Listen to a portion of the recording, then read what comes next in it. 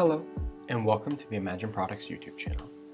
Today, I will be covering how to run jobs in myLTO, both in simple mode and in preset mode.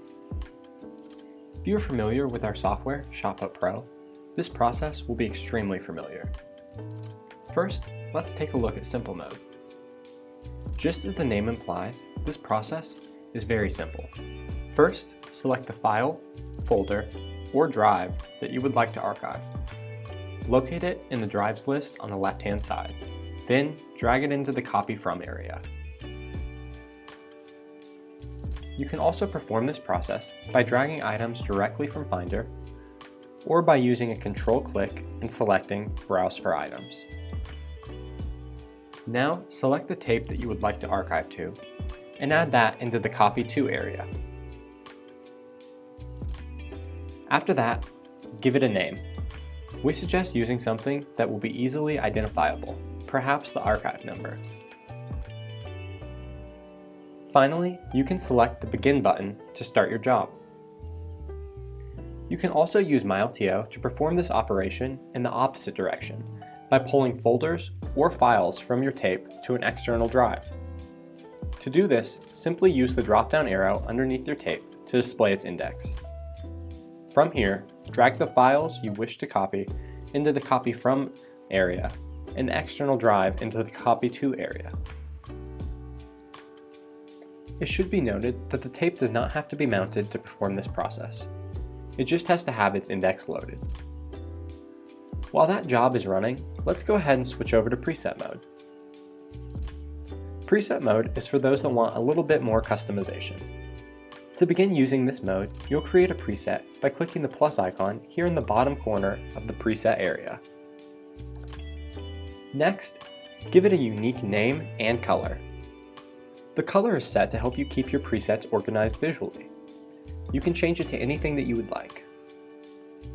For the preset name, we recommend using a name that you can quickly recognize, perhaps the name of the project that you will be archiving. After you've created it, you can select it and begin to edit some of the options. I will briefly go over each of the sections in this view, but if you would like a more in-depth explanation, I've included a link in the description below to one of our Shopbot Pro tutorial videos that covers this exact same view. First is the Copy To locations. Here, you can add in all of the destinations, whether it's a drive or your LTO tape. Next is the naming scheme. If your client has a specific scheme in mind, make sure to use that. But if they don't have any preferences, we suggest using something simple. Start with the job name token. Then add in a new folder. Next, add today's date and add another folder. And finally, a drive name token. This provides a basic structure that will make it easier to keep track of your jobs. Finally, are your verification options. Match Preferences will perform the verification options you have set in the Basic Settings panel. But for this preset, I'll select a couple of the XXH options. After you've created your preset, make sure it is turned on, and then you can begin a job by dragging in your chosen files, folder, or drive, and giving it a job name. Then select the Begin button. There's also the option to turn on multiple presets for a single job. This will send the specified data to all of the destinations, while using the naming schemes and verification options chosen in each of the individual presets. After a job is completed, it is recommended that you perform some quick visual checks. I'll select the job we completed earlier in simple mode to bring up the job file path to ensure that the right data was sent to the right destinations.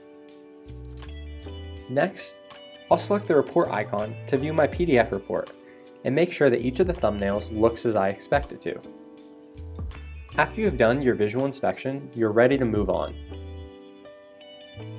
That completes our tutorial about starting jobs in myLTO.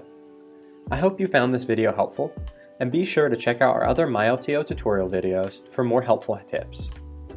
Thanks for watching, and as always, imagine together.